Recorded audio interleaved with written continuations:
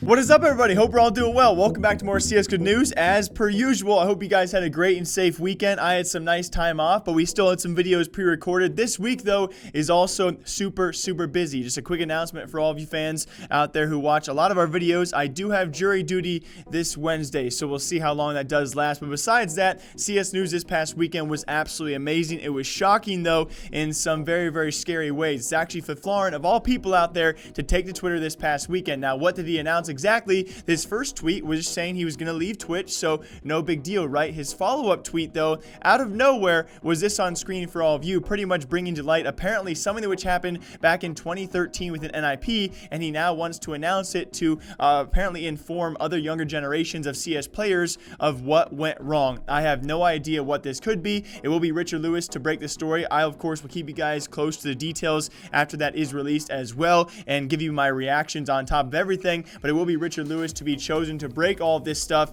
And what could it be is the giant question going forward. And with that being said, I think a lot of people mentioned this as well. Remember Pronax on his Instagram story, what he posted not too long ago after his descent, or I guess I should say departure from CSGO, his retirement, I should say. He gives on Instagram story his reason as to why he didn't go back to NIP in the first place. And so are these kind of, correlated in some weird form? Maybe not. Is there something going on within inside NIP which we never knew about? It seems very likely. Sorry, a piece of my dandruff came down during that last one. I got dry skin, okay? In other big news out there, the Cloud9 roster is still speculative. We still have an idea of what the roster will become and who will be dropped. That being Cajun alongside Vice and Golden should be going away because Golden is currently, speak of the devil, NIP. He's on loan for them for the major, so it should be those three players departing. Who is joining, though, is probably the bigger mystery as well. Now, with that, though, we still have rumors at exactly who might be joining. It could be Jonji of New Identity. Now, this is actually a clip I really do not believe the hype around, the rumors that have been spread with it. I will play you guys the clip, though, and why people somehow think that Jonji, alongside that of TenZ,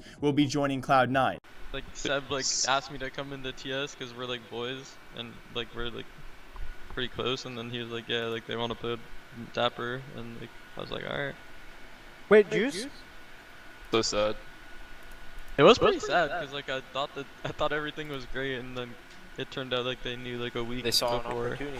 But now you can join you know who and get some Wait. you know what. Yeah, but I don't nowhere. care about that because we were that team was doing good. And I'd rather play for no Oregon do shit. I feel you. I Not- feel you. I I'm respect not- that. I'm not. I respect No that. I feel way. You. I I'm feel you. flattered that didn't. No way we're saying all the things all at once. Last year, you John, how was scrims today? No. Wait, what? No. No way we're saying. Wait. And if you didn't know, Jonji was actually formerly on New Identity. He was recently replaced, though, by Dapper on that roster. New Identity was the roster with Jonji originally on it, who actually beat Cloud9 not too long ago during their minor qualification run, which they did fail. Of course, Cloud9 losing to two mixed teams, North American mixed teams. One of them was Jonji on that New Identity roster. Now, do I think that it will be him to join the Cloud9 roster? No way. Also, in the same clip as well, you do hear Jonji clearly say he would rather not join an organization at all, likely with how little they would even be paying him. So do I think he's a potential Cloud9 member? No. Is it possible? I guess some far-fetched idea in some people's head out there based off a clip, but still with a lot of things being said which we do not understand. I don't think it's going to happen, but people somehow do, and I think we can all agree, though, there are still many better options likely in North America right now. TenZ seems very likely, of course, with his up-and-coming talent, Daps alongside him. Do I think it'll be Jonji? No, but, with it being Cloud9, you just, you never know. In other words out there, yet again, guys, the Michael of coaches has been let go. And if I say that, if I just say Michael of coaches, do you know who I am talking about? If you follow CS, you probably do by now. That being Peacemaker, now released, not for the first time, the second time by Heroic alone. And along with that, this makes his 6th or 7th stint within the past year and a half to 2 years. Short stints, I should say, with several teams out there, which I've always been very confused by. Super confused by this one as well, because Heroic actually brought him back, like I said, for the second time, and then they release him before their biggest event of 2019, that being ESL Cologne, the biggest event, I should say,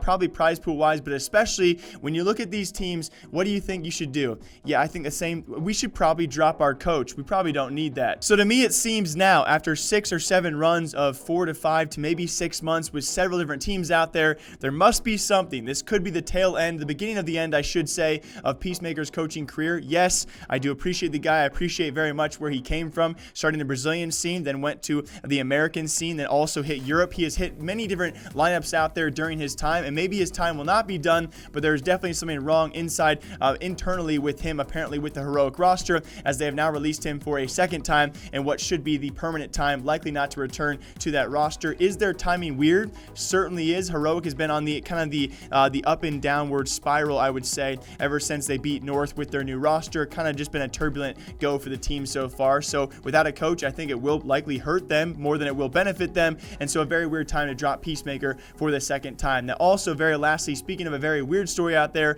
one of the weirdest mergers we will probably see throughout this year, and it's going to be a lower tier merger, but still one that is very, very confusing to me. That is now XCOM AGO.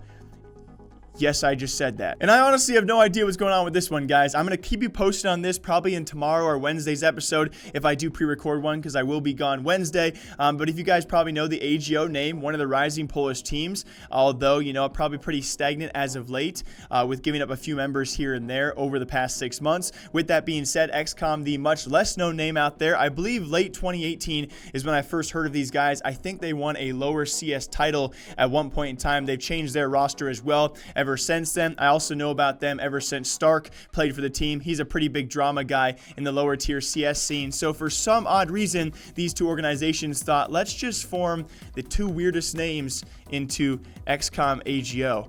So I'll be back with more information on that sometime soon. As always, though, I hope you guys all enjoy. So much esports news, so much gaming news to cover here today, and I really do hope you guys enjoy. Until next time, though, take care of yourselves. Okay, goodbye.